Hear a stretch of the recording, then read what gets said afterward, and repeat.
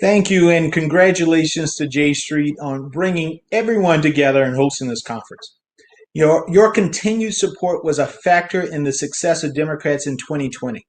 And on a personal note, I am eternally grateful for the time and effort you invested in my campaign for the United States Senate.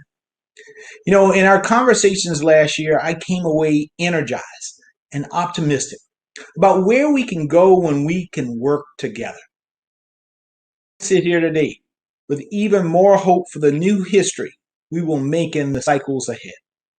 Under the leadership of President Joe Biden, the Democratic Party is steadfast in its commitment to our most dependable Middle East ally in Israel, but also to the mission of peace. In my new role here at the DNC, we will work vigilantly to continue to promote the vision of President Joe Biden and Vice President Kamala Harris. At the same time, we will be working vigilantly to maintain and grow our Democratic majorities. My friends, as chair, I'm not just planning for the next cycle. We will begin planning for the next 10 years. And that's why I'm committed to a strategy that takes no voter and no community for granted. We are going back, my friends, to a 57 states and territories strategy. We are done looking at the map and ignoring the red while we just focus on a few purple areas. We are done with focusing just on our cities while forgetting those living on dirt roads. When I look at the map, I see an entire country that is at stake. As my old boss and mentor Jim Clyburn likes to say, we are no more or no less than the sum of our experiences. And that is true with this country. We are no more or no less than the sum of our parts. And in spite of our differences, our total is one big and beautiful nation that's looking for leadership, looking for opportunity, looking for hope. So what do I mean by this? I mean that it's time that we invest in building and fortifying our infrastructure. We know that progress doesn't come from the top down, but it comes from the bottom up. So we need to keep building our grassroots support, especially in places where we fell short. Because if our victories in Georgia taught us anything, it's that patience pays off. Perseverance pays off. So the DNC is going to be firing on all cylinders, and we're going to organize in every corner of this great nation. It means learning from the success of organizers and maintaining a constant presence in our communities, not just leading up to an election. Because, my friends, the Democratic Party can't just be a political organization.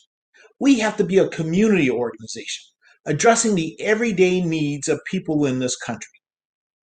It means heeding the advice of organizers on the ground, empowering them, and registering voters in every part of the country from our cities to our rural towns.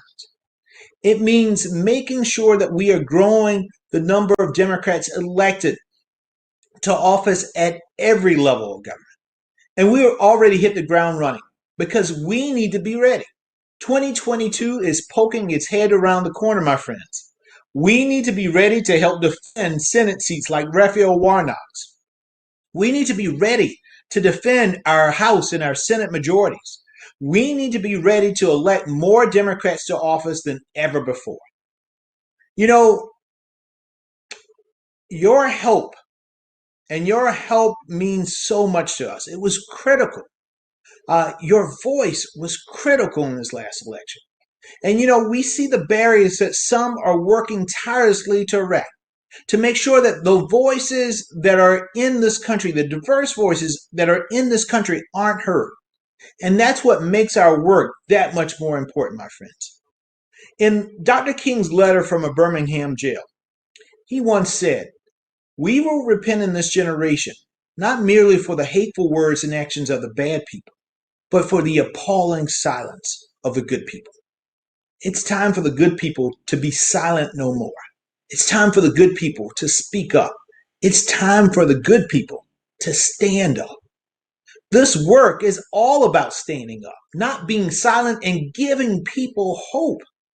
For 4 years, people in this nation would wake up each and every day. They'd read their newspaper, they'd open their emails, they'd watch television, and all they saw and heard was bigotry, hatred, and despair. Those folks lost all sense of hope. But because of you, my friends, because of your commitment to supporting candidates who believe that all people are created equal, because of your commitment to support efforts to fight back against voter suppression, because you decided not to be silent in your belief in the leadership of folks like Joe Biden and Kamala Harris, Raphael Warnock, and John Ossoff. This past November and again in January, for the first time in a long time, you all gave people hope once again. Hope that better days were ahead. Hope that we could tackle the big issues with intellect, empathy, and compassion. Hope that once again, America could be America. And for that, I want to say, my friends, thank you. So thank you so much for all that you are doing and all that you have done to make every vote matter.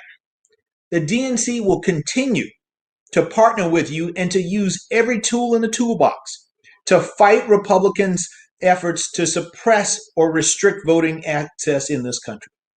Leading up to the 2020 election cycle, we made historic investments in voter protection infrastructure, including funding voter protection positions in battleground states, a national voter resource hub, and a voter assistance hotline, as well as litigation, education, advocacy, and organizing resources. And we're going to build on that progress for the cycles ahead. We will work hard, my friends. We will work well, and we will work together. So to ensure a brighter future for all Americans, we must work together. So thank you all again. Thank you for having me. Our time together has made me even more optimistic about the future we will build. It won't be easy, but making history rarely is. So thanks again.